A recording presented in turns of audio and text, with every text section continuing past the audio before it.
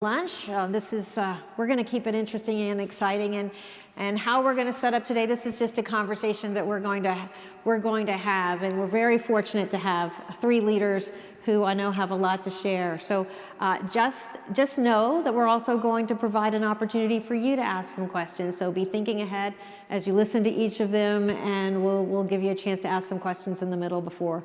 But we want to just get right to it. How about that? All right. So I really just want to start. We hear bios, they can read your bio, but I think it's always great to be able to let you bring it to life a little bit more. So I'm going to start over here, Crystal, if that's okay with you, and just bring it to life. Tell us a little bit about your journey. How did you find yourself here? Yeah, great question. So I work for a company called MD Financial Management, not familiar to a lot of people. We were created 50 years ago to provide financial services for Canadian physicians because they don't have pensions and such. And I went to MD about 9 years ago from another financial institution, and I immediately found that it was a completely different organization. There were lots of different ways of thinking, different ways of doing things, and I immediately was able to stretch a growth mindset and do different things. And what's really interesting about my career at MD is that it definitely wasn't a straight line or your traditional way of moving up into a senior leadership position. And for me, it was taking those risks and those opportunities anytime that it was presented to itself. So if somebody asks to lead a project that you have no knowledge of or any clue of what to do it. And so that's what I did. And so I had a number of those opportunities. And then 2 years ago, I was asked to lead our early career segment, which specifically helps our students, resident, and new to practice physicians manage their journey and their finances as they become a physician. And so in that segment, we had to do things very, very differently and had to have that different mindset. And so it was all those opportunities that got me there to be able to do that. And certainly not anything you could have predicted before, like early on, that this is exactly how it would have taken place. Correct. If I had my career mapped out, which I did like most people, it was completely opposite to what I had expected. But because I was open to these opportunities and doing things differently and saying yes instead of maybe or no, it got me to where I am today. So, well, I can certainly relate to that myself, and there's something about just jumping right in, and taking those opportunities. So Robert, why don't you tell us a little bit about how you came to be here today? Thank you. I am an SVP Managing Director for LHH Knightsbridge. I actually look after the executive search, mid-level leadership search, and interim executive search business across Canada and a little bit in the US as well. LHH is a global company, three distinct service offerings or lines: career transition, leadership development, and then the executive search business. And I joined about a year and a half ago. My journey, though, I'll take you right back to the very beginning. This could take a long time, but I actually started work when I was 4 years old, and just watch the time. I could talk all day on this. Fast forward. So I was. I think my parents broke some child labor laws somewhere along the way, but we lived in a very rural part of southern Ontario in the Niagara Peninsula area, and we started, my brother and I, this business of picking strawberries at the local farm, putting them in the back of our wagon, and then selling them door to door. And that was truly the beginning of my sales experience. Realized very early on that it was a great way to make money. So that evolved, and certainly over time, actually started in the hospitality side of business, in both leadership and the operations side, and then moved into the staffing or search business in 1995. I joined a global organization and moved through a number of roles within that company to a position that I was actually leading a team globally and then leading through influence. So not as large of a team, but actually working with a number of senior leaders throughout the organization globally and working through influence, trying to steer the ship and actualize growth within the business. And then I found my way to LHH, and so that's a bit of my story. So it all started with strawberries. It did. It started with strawberries on the farm. Yeah, but it's clear that the investment in the people. I think one of the common threads with all three of you is you're in the people investment business, and that's what you've made a hallmark of your career. And it really started, and you can see this come through as you talk about it. So Pam, why don't you tell us a little bit about you as well? Sure. I'm a mother of two amazing boys. I'm a wife of extremely supportive husband. I'm a leader to a phenomenal team. In terms of what I do, I'm responsible at Dell Technologies for leading the small and medium business division there. And in terms of my journey, I would describe my journey as kind of two parts. So the first part, 3/4 of my career, I would describe it as safe and comfortable. I would go to work every day. I would do a great job and expect that I would be promoted as a result of that. And then I would describe the last little bit as terrifying, scary, uncomfortable, the theme uncomfortable, and awesome. And I think that I have grown in the last 5 years more than I've grown in all the other years combined. So what was the catalyst between these two parts of your journey that you talk about? I think specifically, I was put into an uncomfortable position, and I'll probably share that in a little bit. But by being put in the uncomfortable position, I learned that that was really the only way for me to grow. So I started, very similar to Crystal, I started putting myself into uncomfortable positions. So I've this theory, and it's not unfamiliar to you, that there's your comfort zone, and then there's your stretch zone, and then there's your panic zone. But when you're in that stretch zone, and sometimes a little bit of that panic zone, it's outside your comfort, that's when growth occurs, and we're hearing that through all of it. I think I was in panic zone about 5 minutes ago. Trying to know. No, this is a really receptive audience, and one of you talk about, all three of you are talking about journeys that you couldn't necessarily have predicted, about taking risks and about putting yourself out there and stretching beyond and doing things different. But clearly there were people along the way that helped you, or that you admired, or that inspired you. So I'm going to start. Actually, I'm going to throw it open to any of you, actually. But can you talk about somebody who's had a tremendous impact on you? Whoever wants to jump in. I'll go. Go, Pam. So my answer is actually not a somebody. It's an event. And no, Bill did not pay me to say this, but the art of series has had such an impact on me. And it kind of ties to what I was saying in terms of my career journey. About 5 years ago, I was a manager of a small team of people, and I was in a leadership team meeting with 50 people, and the president of Dell Canada said, we're going to do this new go-to-market, do all these things, and oh, by the way, Pam, you're going to run the acquisition segment. And I was terrified. And overnight, I'd gone from, running a small team to being responsible for a segment and being on the senior leadership team at Dell. And I would, not to quote Cheryl, but I was definitely not leaning in. I didn't have a voice. I was uncomfortable. My confidence was slashed. And I felt like I was in that position because I was a woman. And it was awful. So I looked around and I saw incredibly successful, amazing men whom I was friends with and had been for years. And I thought, well, if I do what they do, then I will succeed. And I acted like them. And I spent another couple of months feeling awful and awkward. And I had the fortune of getting invited to the Art of Woman in Toronto. I went there and I listened to KDK talk about the confidence gap. I listened to, I learned about the imposter syndrome. I learned about being vulnerable. And the whole theme of the event was authenticity. So I walked away, and I'm allowed to swear, right? Yes, you can swear. And you guys can take it, right? I walked out of the event, and I said, fuck it, I'm going to be myself. Throwing it up there. I think that's great advice. And it worked. So I know this is not about me, but for a moment, just when I was graduating from university in an engineering degree, they brought in a woman engineer. Now, this was a long time ago. Things have changed.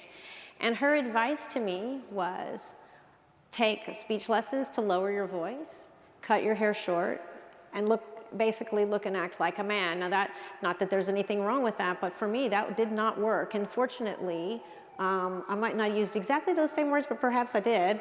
But the reality of it is we all have to be ourselves, because you are leaders 24/7. You have to integrate it with your life, and that's part of it.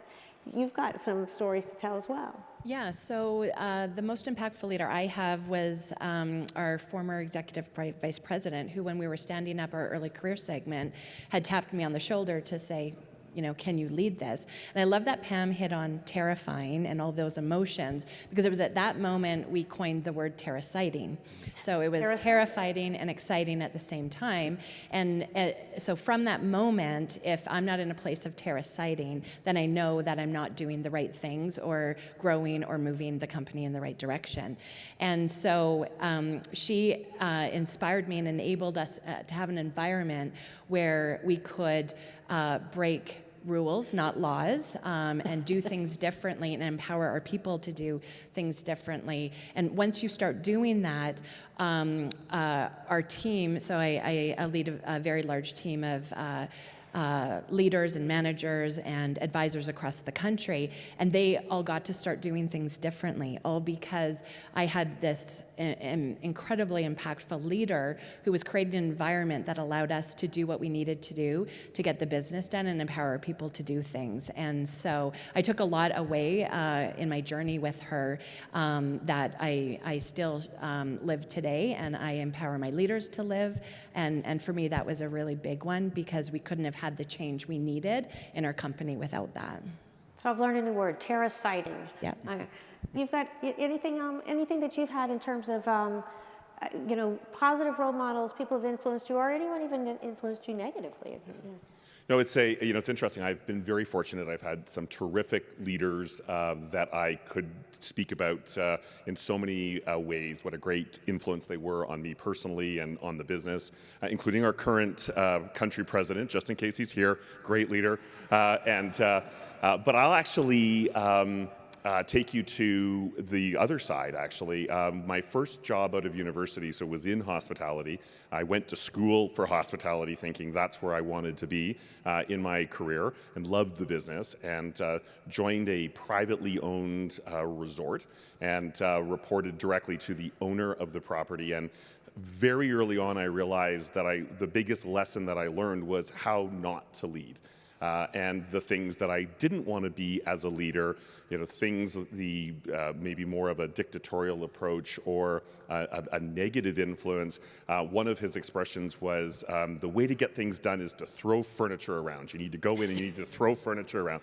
Like, well, I'm not going to do that, so that's not going to work for me. And it was a great experience, and to this day I look back on that and think, what wouldn't I do, or what would I do differently in that circumstance, and learn from that, which was great. So. Yeah, I mean, we get experiences and whether it's positive and what we aspire to be, or somebody sets a positive role model, or shines a light on, that's not how I want to do it, and I don't want to be that person. These are all experiences that we gather. And what you're all saying, though, is that experiences and also leaders or people who are put in your path can make a difference, and they can affect and they make a difference. So we've got a room full of leaders here, and we're in a world today where I think we're very visible. Leaders are visible. We talk about social media. Not only are you visible to your team, but you can be visible to 1 million people around the world, doing it right or wrong. So I think it's a real challenge about being a leader today that's perhaps different than maybe even 10 years ago. So what do you guys think is some of the biggest challenges that are facing leaders today? Jump in, doesn't matter who. I would say navigating through a very a changing world. So everything is changing so rapidly. I think the world of business and leadership, it's almost like a daily move or change. And we talk to a lot of organizations because we're placing people at executive levels into companies, and they're looking for leaders that can navigate through change, navigate through transformation. How do they make an impact very quickly? It's almost that speed to be able to be successful, and figuring out, what do I need to do, what do I need to accomplish, and then acting on that quickly. So there's a lot of things being thrown at leaders today, and it's becoming more complex, but it can also be a lot of fun. And I think that's what's keeping I think leaders engaged and active. It's ever changing, and that's creating opportunity. Yeah, you hear that word agility used right. often, the agile leaders, and how important it is. And to be able to navigate speed and uncertainty. Well, you're in the technology business. Talk about speed and uncertainty and transformation. The only constant is change in Exactly. our organization, that's for sure. I think for me, the challenge that comes to mind, because it's meaningful to me in the last year, is time. and specifically not having enough time. And I think that the way obviously to address that is through prioritization. And I recently, last December, was again kind of pulled into a new role and spent about 6 months struggling, not feeling very good, and realized after 6 months it was because I was, I'm trying to figure out my new role. I was reactive and I wasn't prioritizing, and I felt like I was in a game of whack-a-mole. I don't know if anyone's ever felt this way, but it's like, see a problem, fix a problem. See a problem, you don't know where this problem's coming from, and it was this constant reactiveness. And so I forced myself to, formally create, kind of a plan or my priorities, and then everything that I did from then on in was, hey, does it align to my priorities? And the other thing that I decided to do for the first time in my life, embarrassingly, was say no. And I started saying no, and the world didn't fall apart. So it had a huge impact on me, and now I feel like I'm leading the business and the business isn't leading me. So a role for leaders is really being able to be discerning and know when to say yes, know when to say no. That's really important for leaders. Be agile and make sure that we can navigate an uncertain. It's really being quick on your feet, but also knowing when not to do something. And I know a lot of questions around even corporate strategies. What is it? Equally as important what you choose not to do, because that can become a great distraction if it isn't really core to what your mission is. And we talk about we're talking about corporate strategy to kind of go from that concept of saying no as a leader, know where to put your time, know where not to put your time. But also as leaders, you're setting the stage for culture in an organization and a strategic advantage and a competitive advantage. And Robert, I want to talk to you a little bit, because I know that it's really a very focused in your organization around using that corporate culture to drive high performance and use it as a competitive advantage. So can you talk about what you're doing, what your company is doing to be able to continue to have that cultural competitive advantage when the world is constantly changing? Absolutely. We recognize that culture is extremely important, and it's important from a engagement perspective, from a retention perspective, people to be happy at work and what they do and feel part of something, and something good, and aligning really to our mission from a culture perspective. And we also recognize that we didn't do a great job of that for a while. There was a period where culture wasn't that great, and people were leaving and then letting us know on the exit the reasons why, and that's the last time that you have the opportunity to impact or change, and it's the worst time to find out because you can't do anything about it. And so we started by taking a step backwards as a senior leadership team and thinking, how do we change this? How do we impact this positively? And one of the steps that we did is to engage in a survey called Pecan, which actually is bi-monthly. So it goes out twice a month, and it goes out to all employees. It's 15 questions. It doesn't take that long to answer. Comments can be included in that. And the results come back real time. So it's kind of exciting because as a leader, you actually see what people are putting in right away in all of these categories. You're ranked. There's all kinds of analytics behind it. But the most important element is you can impact that very, very quickly. Take what people are saying, aggregate it, and then make some decisions on how do you impact or how do you make it better. And so we took that and started to make some fundamental changes in culture. We recognized that there needed to be changes to our vacation modeling and the way that we allocate vacation time and offering more. We looked at our benefits, employee benefits, and made some enhancements and changes as a result of that feedback. And then we did some things internally from a communication standpoint. So that came back as a real challenge for us, that transparency or communication. People wanted to know more. They wanted to feel part of it. And launching a monthly call that's led by our president, where he engages the entire population of the organization. And we each walk through as a senior leader all of the things that we're doing in that particular part of the practice, how's that impacting them, get people excited and engaged and feeling good about the bigger picture versus just their own space. So a number of things that have come from that, and starting to see those engagement survey results actually increase period over period, which has been great. And still making modifications and change on that. It's going to be a never-ending plan. It's never a mission accomplished, but it's always it's a journey, but you ask and then you respond and you continue to keep going forward.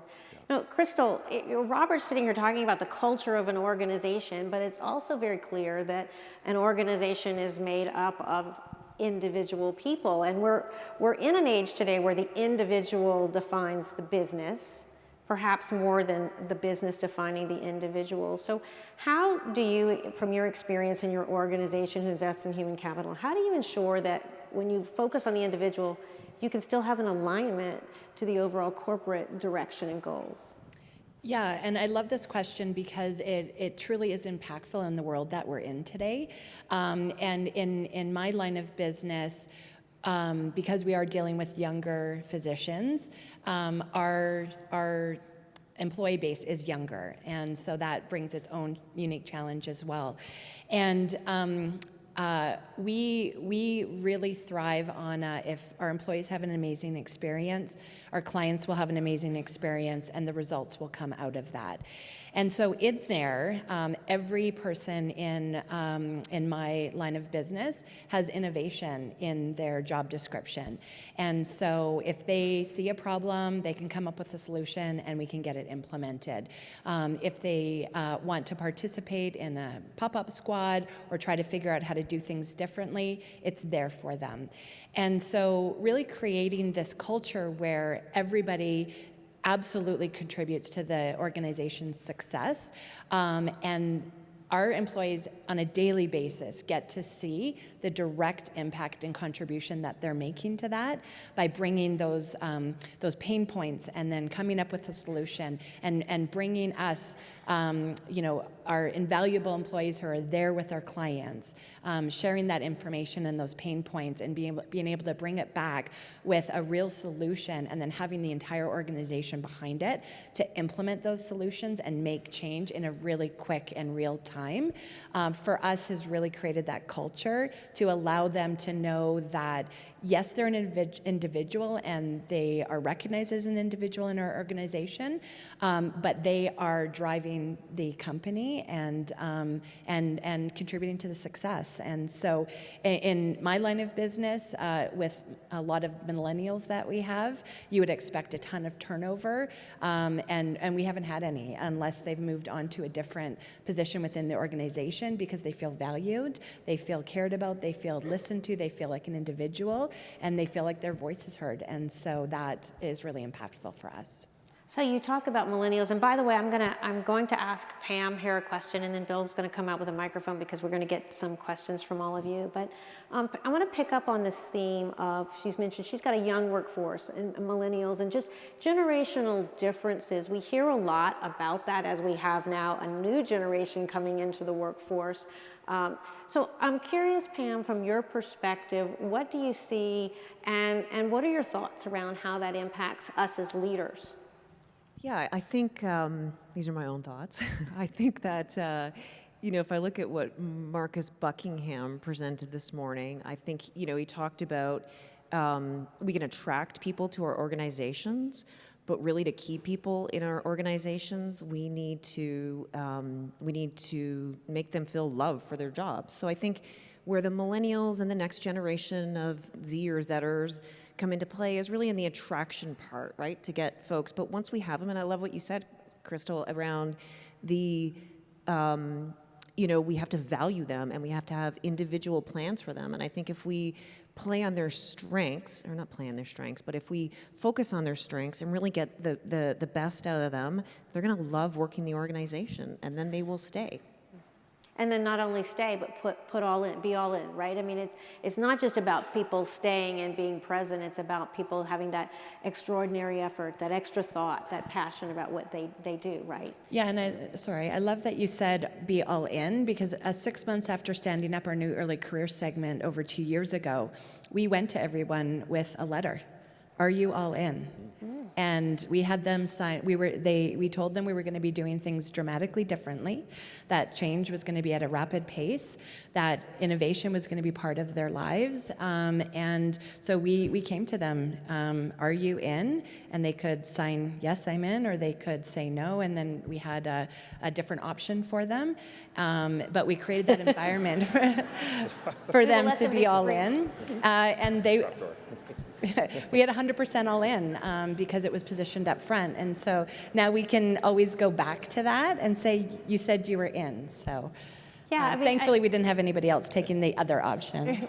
But you were prepared in the event because Absolutely. you wanted people to be true to Yeah. who they were, and if they're in, then we need you all in. And it was the first time our organization had done this, so the rest of the organization was like, what are you doing? Because our HR department was terrified that we were going to have this mass exodus and where are they going to go? But it was good. We just had to trust our people and know that they were going to be all in with us. Well, you use that important word, trust, and I think any conversation that talks about effective leadership and high-performing organization, trust is got to be, at least that's my personal view, trust is very important. So we want to hear from you, or we want to hear what's on your mind, so we're going to go ahead and there's Bill, there we go. We want to hear some of your questions for this great group of leaders that are up here today. Should play the Jeopardy music or some type of...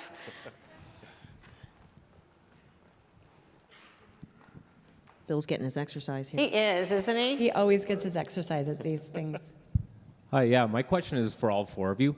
I'm just curious if all your companies implement performance reviews or scorecards and stuff, and what your thoughts on what Mark has said about them. Any thoughts on removing them and putting something more positive in place, things like that? I can take that one on. I'm with you. I heard what Marcus said this morning, and I think he's absolutely right. I think that it's kind of old school mentality when it comes to putting these things in place, and having them once a year is not good. We had the opportunity at Dell almost 2 years ago now in February to have Marcus come and speak to all of our leaders. I think I fell in love with his content, and he one of the things that really resonated with our company was the idea of the frequency and having the 15-minute intervals. I mean, I will say that for me personally, what are your priorities and what do you need help with? The latter part, so the what do you need help with, didn't really work for me, because I find when you ask people what do you need help with, they just go, I'm good, or I'm okay. So I'm trying to figure out how to kind of evolve that second part, but absolutely, I think that we need the frequency, and we need to do away with the older mentality. So I can add to that because we've done something quite unique. 2 years ago, for our sales force, who for eons before had targets to bring in, the organizational goals. So 2 years ago with the sales force, we completely got rid of their targets. And said all of our leaders had individual conversations with everyone saying, what do you want to achieve this year? And 100% of the time, the targets they set for themselves were higher than anything that we were going to assign to them. And then for non-sales roles in our organization, it's a similar environment where all of our employees set their own goals. And so they choose 2 or 3 goals that are really important to them for the year, or because of the fast-paced changing environment we're in. Sometimes those can change quarterly because we've had to pivot and do something different. And then at the end of the year, they assess how they feel that they did against those goals and have a conversation with their leader. But that, of course, is not the only time they've had that conversation. There's been touch points throughout the year based on what works best for the individual to constantly talk about performance and contribution and where they feel they've added value to the company. And so it's quite a different mentality, but it really allows for a supportive environment. And we actually did something quite similar at LHH, where we eliminated the more tick and bop performance review. And I think there were some leaders that thought, what's going to happen when we do this? Are we going to be able to continue to increase productivity and help people to continue to grow? We did move to a goal-based system where they rated themselves. How did you perform last year? How do you anticipate you'll perform this year? What are the things you want to accomplish? We do have those touch points as well, more regularly than we have in the past. And a big piece of feedback that we certainly secured from many of the employees was the whole notion around career growth. Is there opportunity for me? Will there be opportunity? And often when that time came, when they either put their hand up or something came up, then the conversation happened, which, well, you're not really there for these reasons. And so we took a step backwards and insert those into all of those conversations with, what do you need to do to be able to get to the next step? What are the things that are either preventing you from getting there? What else can we do to help you? What else do you need to do to help yourself? And encouraging people to put their hand up to be able to take advantage of that. So I think we've really changed the way we've done that, and I think for the better for sure. I was at an event recently, a gentleman, many of you probably know his work, Lance Secretan, and he has written a book called The Bellwether Effect, and he was talking about this very thing. And his example, which I could relate to, was around this concept of once a year, twice a year, a performance review. He says, imagine sitting down at the kitchen table with your spouse or your partner and saying, okay, we're going to have a review of your performance over the last 6 months. How would that go over? And his point there was that we're humans and we're people, and being able to have conversations and coaching and all of that is a much more effective way. So no, I did not put my husband through a performance review. I knew better. I think we have another question here. One last question. Okay, yes. So we heard from Marcus on 9 myths about work. I'm curious about what would be some of the myths that you've encountered over your career, either about work or leadership. And anyone can field that. That's a great question. Got to give us a minute to think. Yeah, I think that's a tough one. Yeah. So I think the context that I would answer that is kind of, what are the lessons learned, right? So something that I've learned, I've got a bunch of them. And I think that when I first entered leadership, the biggest one for me originally was pick your battles. And I've led a lot of leaders over the year, and it's one of the first lessons that I teach them is, in our changing environment, we have tons of things that are coming at us, and we could fight all day long. So the way I look at it is assess it, because it's a Canadian organization. If this affects the entire Canadian organization, we don't necessarily need to pick it. We need to make sure somebody's on it, but we don't need to pick it. If it affects our organization, individual organization, then we pick those battles. So that's the one that comes to mind originally. I would say one, I think that the concept of the leader needs to know all. The leader is all-knowing, whereas in reality, nobody knows everything. And in truth, there's so much to learn from everybody else. So other leaders within the organization, but your team as well. I learn all the time. We're constantly learning from people on my team because there's a lot of strength there that I don't have. And being able to leverage that and use that to build a better, stronger team. I use from a technology standpoint, we've recently hired somebody who is right out of school, but he is so far beyond my capability in the world of technology as we're trying to do more from a marketing standpoint.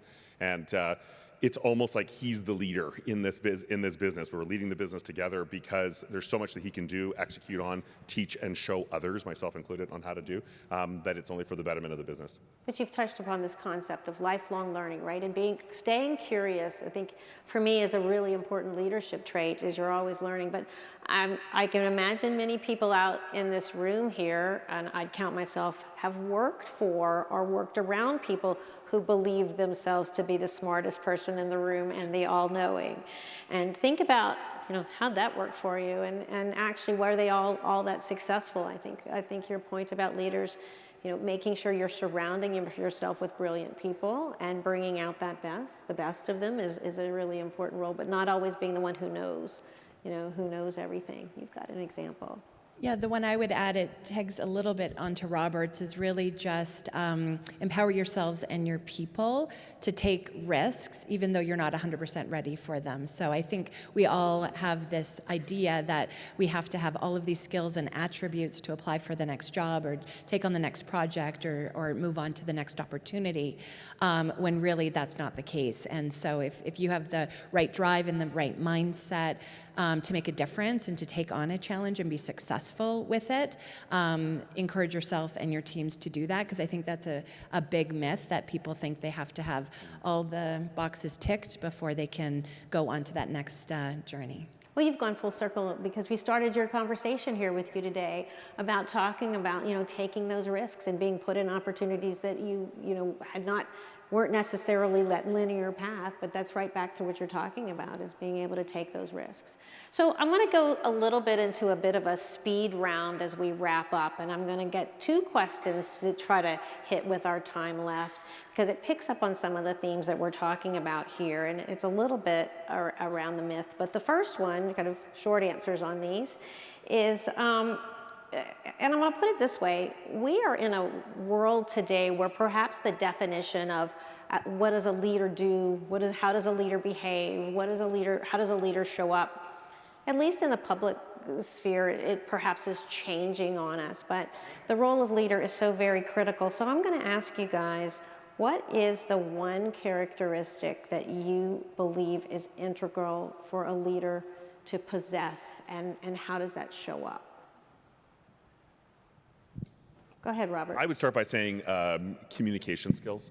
So strong or robust communication skills.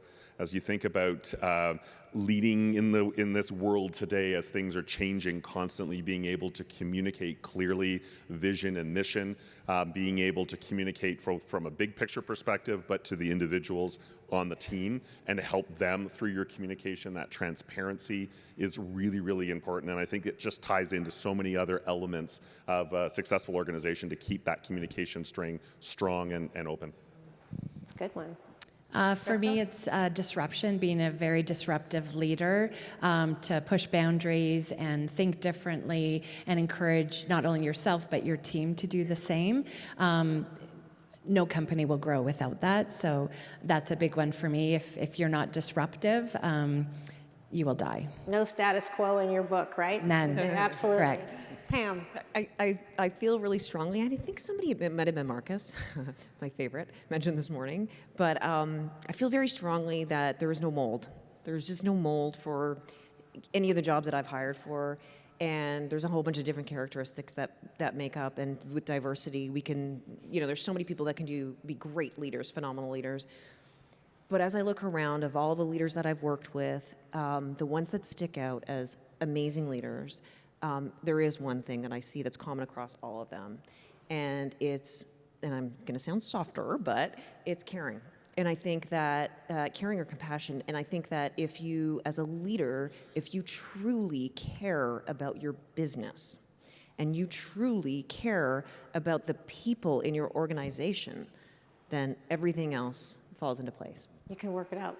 Comes through. Those are great. So we're running close to time, but I always like to look ahead, because we've had an opportunity today, and thank you, by the way, of sharing your reflections, really, and looking back on your career and what you've experienced. But now I want to look ahead as we wrap this up. And what I want to ask each of you, and I'd love to hear from each of you, is what is it that's inspiring to you right now? What are you excited about when it comes to leadership? Or it doesn't have to be leadership, it can be anything, but what are you excited about? So what I'm excited about is just my evolution as a leader, and very short term, all the things that I learned today and I'm going to continue to learn this afternoon, and how it's going to help me evolve as a leader when I go back to my team and my leaders, and how I'm going to help them with their evolution. That's what I'm excited about. And I would say the leading others to be successful in this changing world. So being part of that journey with them as it continues to change, helping them navigate through that and lead through that. I think we're in an exciting time in business right now, and there's a lot of things that are going on, and being able to be a part of that with my team. Well, and one of the things I just mentioned is, on the one hand, it sounds like it's a perilous time, right? We hear about disruption, and if you're looking at the glass half full, it's a frightening time, but what you're saying at the same time is look at that glass half empty. I'm sorry, I said that backwards, didn't I? Not glass half empty, glass half full. It's a really exciting time because there's a lot of opportunity as well. Right? That's what you're talking about. Terraciting. Terraciting, that's right. I was trying to remember that word. So what are you excited about, Kristen? So for me, it's my people, it's my team. I draw a huge amount of motivation and energy and passion and excitement for the future from my team. seen them empowered and seen what they can do when they're given that opportunity to make change and innovate and empower themselves to do that is a really big one for me. When we first started doing this a couple of years ago and I empowered my people, I had a few of them just paralyzed. They didn't know what to do. And today I give them a task, or I give them a problem, or I tell them of a vision or a direction that I want to go, and off they go. And so for me, that's really exciting, and that's where I draw a lot of excitement for the future, because if that's happened in just 2 short years, what can happen in 10 or 20. So we've heard a new word today, terraciding. We've learned, fuck it, we have to be authentic. But really, thank you all for being here, because you've been very authentic. You've been very generous with your thoughts around your personal journeys, what you see. But the thing that I'm really excited about myself is I look at and I listen to your stories. I've got a few takeaways to take back into my organization. But that the compassion, the care, the commitment, the enthusiasm, and also this agility. The world is evolving very rapidly for all of us, but yet here we are with these 3 great leaders who are really making it happen in their own organizations and setting the course. So please join me in thanking them for being such a great panel today.